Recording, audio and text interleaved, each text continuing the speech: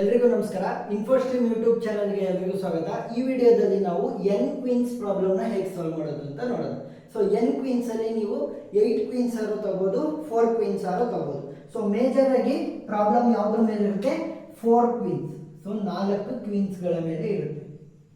ಈಗ 4 ಕ್ವೀನ್ಸ್ ಅಂತ ಅಂದ್ರೆ ನಮಗೆ ಚೆಸ್ ಬೋರ್ಡ್ ಬೇಕು. ಸೊ ಚೆಸ್ ಬೋರ್ಡ್ ಯಾವ ಸೈಜ್ ಇಂದಾಗಿರುತ್ತೆ? 4x4 ಚೆಸ್ ಬೋರ್ಡ್ ಬೇಕು ನಮಗೆ. ಈಗ 4x4 ಚೆಸ್ ಬೋರ್ಡ್ ಬೇರೆ. 4x4 ಅಂದ್ರೆ 4 ರೋಸ್ ಇರಬೇಕು ಮತ್ತೆ 4 ಕಾಲಮ್ಗಳು ಇರಬೇಕು. 1 2 3 ಮತ್ತೆ 4. ಈಗ ನಾನು 4 ಕ್ವೀನ್ಸ್ ಗಳನ್ನು ತಗೊಳ್ತೀನಿ. ಕ್ವೀನ್ 1, ಕ್ವೀನ್ 2, ಕ್ವೀನ್ 3 ಮತ್ತೆ ಕ್ವೀನ್ 4. ಈ 4 ಕ್ವೀನ್ಗಳನ್ನ ಹೆಂಗೆ ನಾನು ಕೂರಿಸ್ಬೇಕು ಈ ಚೆಸ್ ಬೋರ್ಡ್ ಅಲ್ಲಿ ಅಂತಂದ್ರೆ ಒಂದಕ್ಕೊಂದಕ್ಕೆ ಅಟ್ಯಾಕ್ ಆಗಬಾರ್ದು. ಹೇಗೆ ಅಂದ್ರೆ ನಾನು ಮೊದಲನೇ ಕ್ವೀನ್ Q1 ಅನ್ನ ನಾನು ಇಲ್ಲಿ ಕೂರಿಸ್ತೀನಿ ಅಂತ ಅನ್ಕೊಳ್ಳಿ. ಕ್ವೀನ್ 1 ನಾನು ಇಲ್ಲಿ ಕೂರಿಸಿದಾಗ ನೆಕ್ಸ್ಟ್ ಕ್ವೀನ್ ನಾನು ಏನ್ ಮಾಡಬೇಕು ಅಂತಂದ್ರೆ ಈ ಕ್ವೀನಿನ ಸೇಮ್ ಕಾಲಮ್ ಅಲ್ಲೂ ಅದನ್ನ ಕೂರಿಸಬಾರ್ದು. ಸೇಮ್ ಕಾಲಮ್ ಅಥವಾ ರೋ ಅಲ್ಲಿ ಸೇಮ್ ರೋ ಅಲ್ಲಿ ನಾನು ಕೂರಿಸಬಾರ್ದು. Q1 ಈಗ Q1 ನಾನು ಇಲ್ಲಿ ಕೂರಿಸಿದ್ದೀನಿ ಅಲ್ವಾ? ಕಂಡೀಷನ್ಸ್ ಗಳೇನು? ನೆಕ್ಸ್ಟ್ ಇನ್ನೊಂದು ಕ್ವೀನ್ ನ ಕೂರಿಸೋದಕ್ಕೆ ಅಂತಂದ್ರೆ ಮೊದಲನೇದು ಸೇಮ್ ರೋ ಅಲ್ಲಿ ಕೂರಿಸಬಾರ್ದು. Not in same row. ಒಂದು ಕ್ವೀನ್ಸ್ ನ ಕೂರಿಸಾದ್ಮೇಲೆ ಆ ರೋ ಅಲ್ಲಿ ಯಾರನ್ನೂ ಕೂರಿಸಂಗಿಲ್ಲ. ನೆಕ್ಸ್ಟ್ ಏನು? Should not in same column ಅಲ್ಲೂ ಕೂಡ ನೆಕ್ಸ್ಟ್ ಕ್ವೀನ್ ನ ಕೂರಿಸಬಾರ್ದು.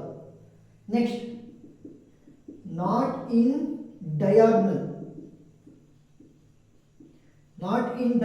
ಅಂದ್ರೆ Q1 ಇಲ್ಲಿ ಕೂರಿಸಿದಿನ ಈ ಜಾಗದಲ್ಲಿ ನಾನು ಕೂರ್ಸಂಗೇ ಇಲ್ಲ ಯಾರನ್ನು. ಇವಾಗ ಏನಾಯ್ತು? ಸೇಮ್ ಕಾಲಮ್ ಅಲ್ಲಿ ಕೂರ್ಸಂಗಿಲ್ಲ, ಸೇಮ್ ರೋ ಅಲ್ಲಿ ಕೂರ್ಸಂಗಿಲ್ಲ ಮತ್ತೆ ಡಯಾಗ್ನಲ್ ಅಲ್ಲಿ ಕೂರ್ಸಂಗಿಲ್ಲ. ಇವಾಗ ಕ್ವೀನ್ 2 ನಾನು ಎಲ್ಲಿ ಕೂರಿಸ್ಬೋದು? ಇಲ್ಲಿ ಕೂರಿಸ್ಬೋದು, ಇಲ್ಲಿ. ಈಗ ಏನ್ ಮಾಡ್ತೀನಿ? ಕ್ವೀನ್ 2 ಇಲ್ಲಿ ಕೂರಿಸ್ತೀನಿ. ನನ್ನ ಕಂಡೀಷನ್ ಸ್ಯಾಟಿಸ್ಫೈ ಆಯ್ತಾ? ಸೇಮ್ ರೋ ಅಲ್ಲಿ ಕೂರಿಸಿಲ್ಲ, ಸೇಮ್ ಕಾಲಮ್ ಅಲ್ಲಿ ಕೂರಿಸಿಲ್ಲ, ಡಯಾಗ್ನಲ್ ಅಲ್ಲಿ ಕೂರಿಸಿಲ್ಲ. Queen 1 ಕೂರಿಸಿದೆ, queen 2 ಕೂರಿಸಿದೆ. ಇವಾಗ ಏನ್ ಮಾಡಬೇಕು? ಕ್ವೀನ್ 3 ಕೂರಿಸ್ಬೇಕು. ಕ್ವೀನ್ 3 ಕೂರಿಸೋದಕ್ಕೆ ನಾನು ಸೇಮ್ ರೋ ಅಲ್ಲಿ ಕೂರಿಸಂಗಿಲ್ಲ, ಅಂದ್ರೆ ಇದು ಡಬಲ್. ಸೇಮ್ ಕಾಲಮ್ ಅಲ್ಲೂ ಕೂರಿಸಂಗಿಲ್ಲ, ಇದು ಡಬಲ್. ಡಯಾಗ್ನಲ್ ಅಲ್ಲಿ ಕೂರಿಸಂಗಿಲ್ಲ, ಇದು ಹೋಯ್ತು. ಈ ಪ್ಲೇಸ್ ಮಾತ್ರ ಉಳಿತು. ಸೊ ಈ ಪ್ಲೇಸ್ ಮಾತ್ರ ಉಳಿತು ಅಂತಂದ್ರೆ Q3 ನಾನು ಇಲ್ಲಿ ಕೂರಿಸಿದೆ ಅಂತ ಅನ್ಕೊಳ್ಳಿ. Q4 ಎಲ್ಲಿ ಕೂರಿಸ್ತೀರಾ? Q4 ಕೂರ್ಸಕ್ಕಾಗಲ್ಲ. ಸೊ ನಾನೇನ್ ಮಾಡ್ತೀನಿ ಅಂತಂದ್ರೆ ಬ್ಯಾಕ್ ಟ್ರ್ಯಾಕ್ ಮಾಡಬೇಕು. ಇವಾಗ ಏನ್ ಮಾಡಬೇಕು? Backtrack. ಅದಕ್ಕೋಸ್ಕರ ಏನ್ ಹೇಳ್ತಾರೆ? N queens problem using backtracking technique. ಅಲ್ಲಿ ಏನ್ ಮಾಡ್ತೀವಿ? ಒಂದೊಂದು ಪ್ಲೇಸ್ ಏನಾದ್ರೂ ಹೆಚ್ಚು ಕಮ್ಮಿ ಮಾಡಿ ಅದನ್ನ ಕೂರಿಸೋದಕ್ಕೆ ನೋಡ್ತೀವಿ. ಇವಾಗ ಏನ್ ಮಾಡ್ತೀನಿ? ನಾನು ಇಲ್ಲಿ ಕೂರಿಸ್ತೀನಿ. ಯಾರನ್ನ? ಕ್ವೀನ್ 2 ಇಲ್ಲಿ ಕೂರಿಸ್ತೀನಿ. ಸೊ ಕ್ವೀನ್ 2 ಇಲ್ಲಿ ಕೂರಿಸಿದಾಗ ಏನಾಯ್ತು? ಸೇಮ್ ಕಾಲಮ್ ಅಲ್ಲೂ ಇಲ್ಲ, ಸೇಮ್ ರೋ ಅಲ್ಲೂ ಇಲ್ಲ. ಇವಾಗ ಯಾವ್ಯಾವ್ದು ಬಂದಾಯ್ತು? ಸೊ ಇವೆರಡು ಕೂಡ ಬಂದಾಯ್ತು. ಸೇಮ್ ಕಾಲಮ್ ಅಲ್ಲಿ ಅಥವಾ ರೋ ಅಲ್ಲಿ ಕೂರಿಸಂಗಿಲ್ಲ. ನೆಕ್ಸ್ಟ್ ಡಯಾಗ್ನಲ್ ಎಲಿಮೆಂಟ್ಸ್ ಕೂಡ ಹೌದು. ಇದಕ್ಕೆ ಡಯಾಗ್ನಲ್ ಇರುವಂತಹ ಎಲಿಮೆಂಟ್ಸ್ ಹೌದು, ಇದಕ್ಕೆ ಡಯಾಗ್ನಲ್ ಅಲ್ಲಿ ಇರುವಂತಹ ಸ್ಪೇಸಸ್ ಕೂಡ ಹೋಯ್ತು. ಇವಾಗ ಇಲ್ಲಿ ಕೂರಿಸ್ಬೇಕು, ಇಲ್ಲ ಇಲ್ಲಿ ಕೂರಿಸ್ಬೇಕು.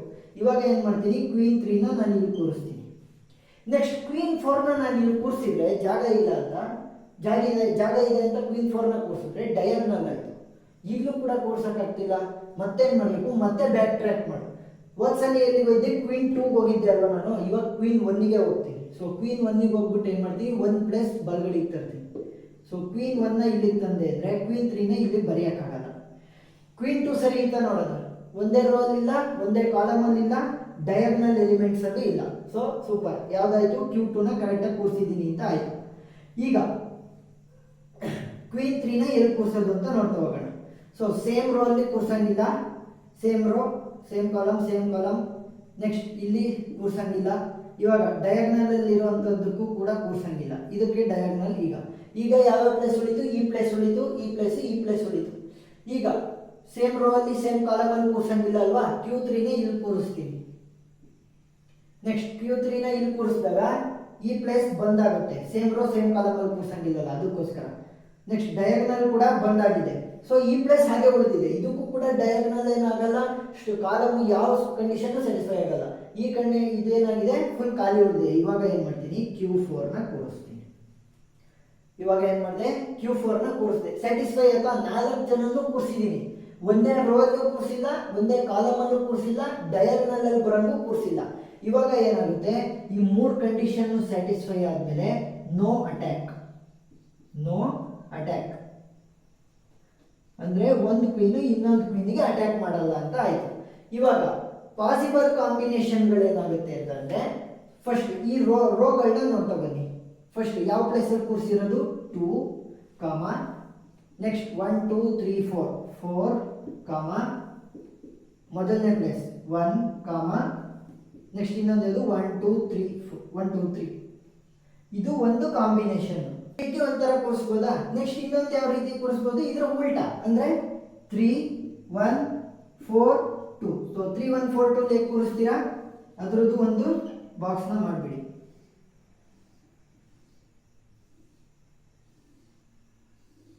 3 1 4 2 ಅಂದ್ರೆ ಫಸ್ಟ್ನೇದು ಯಾವುದಕ್ಕೆ ಬರುತ್ತೆ, 3 ಬರುತ್ತೆ, Q1. ನೆಕ್ಸ್ಟ್ 1 ಗೆ Q2, ನೆಕ್ಸ್ಟ್ 4 ಗೆ Q3, ನೆಕ್ಸ್ಟ್ 2 ಗೆ Q4. ಇವಾಗ ಸ್ಯಾಟಿಸ್ಫೈ ಆಗಿದೆಯಾ ನೋಡಿ, Q1 ಇಲ್ಲಿದೆ. ಸೊ ಏನಾಗುತ್ತೆ, ಅದರ ರೋ ಕಾಲಮ್ ಅಥವಾ ಡಯಾಗ್ನಲ್ ಅಲ್ಲಿ ಬರಂಗೆ ಯಾವುದನ್ನು ಕೂರಿಸಿಲ್ಲ. ಸೊ ಇಲ್ಲಿ ಡಯಾಗ್ನಲ್ ಅಂದ್ರೆ ಹಿಂಗೆ ಹೋಗುತ್ತೆ, ಇದು ಸೇರಲ್ಲ. ಇವಾಗ Q1 ಗೆ ಆಯ್ತು. Q2 ನ ನೋಡಿ, Q2 ನ ಡಯಾಗ್ನಲ್ ಹಿಂಗೆ ಬರುತ್ತೆ, ಈ ಬಾಕ್ಸ್. ಸೊ ಅದು ಖಾಲಿ ಇದೆ, ಇಲ್ಲೂ ಖಾಲಿ ಇದೆ, ಇಲ್ಲೂ ಖಾಲಿ ಇದೆ, ಸ್ಯಾಟಿಸ್ಫೈ ಆಯಿತು. Q3 ಇದು ರೋ ಖಾಲಿ ಇದೆ, ಕಾಲಮ್ ಖಾಲಿ ಇದೆ, ನೆಕ್ಸ್ಟ್ ಡಯಾಗ್ನಲ್ ಕೂಡ ಖಾಲಿ ಇದೆ, ಅಂದ್ರೆ ಏನು ಟಚ್ ಆಗಿಲ್ಲ, ಅಟ್ಯಾಕ್ ಆಗ್ತಿಲ್ಲ.